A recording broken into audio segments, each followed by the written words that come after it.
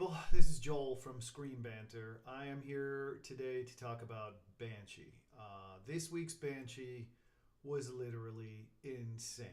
I sat there with my mouth on the floor and couldn't pick it up throughout pretty much the entire episode. And the fact that this was not a finale, this was not a premiere, this was just the third episode of the third season of Banshee, and the fact that they pulled some stuff you wouldn't have been able to come up with on the series finale, not alone just a third episode. The fight between Nola and Burton was epic. It was legendary. I mean, the guy standing there and a hatchet comes out of the woods and just hits him right in the chest. You think he's going to go down, but no. After that, they have an epic fight battle between a man and a woman that were both badasses and at the top of their game. And it was nuts. And then you think that's it? No, that's just the first 10 minutes. Then you get into the whole Lucas being kidnapped by Mr. Brantley, which goes back to season 2 with the real Sheriff Lucas Hood's son coming into town.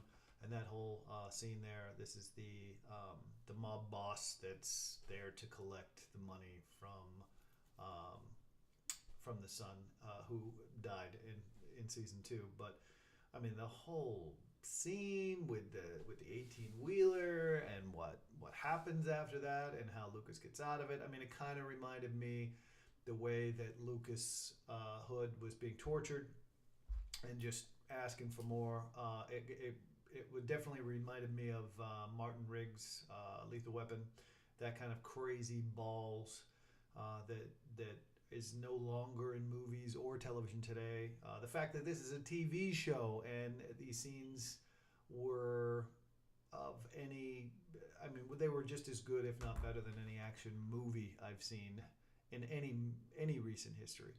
But it was just nuts. This is the de facto most underrated television show of all time. The fact that hardly anyone has Cinemax and they don't get to see a show like this is just the biggest shame ever. The other thing I want to say, and I'm going to just flat out say it, I am going to say this is the best television show of all time. I think this week's episode brought it past Breaking Bad and Dexter and some of the greatest shows of ever as becoming the best show of all time. It has action like any action anywhere. It has the best action for a television show. That's just an amazing accomplishment. It has sexy.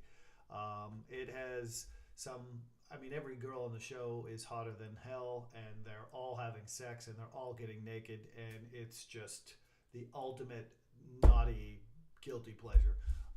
So you've got sex, you've got action, you've got the cool badass star that is just badass. Then you've got the badass villains. It has everything. There's nothing this show doesn't have. I cannot say enough about it.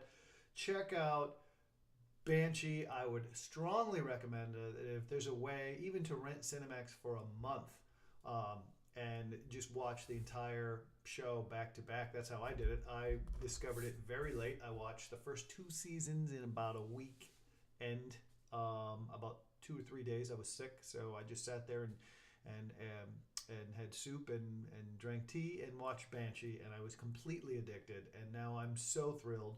The fact that this is happening 10 minutes from my house is even more amazing. The fact that it's a local show blows my mind.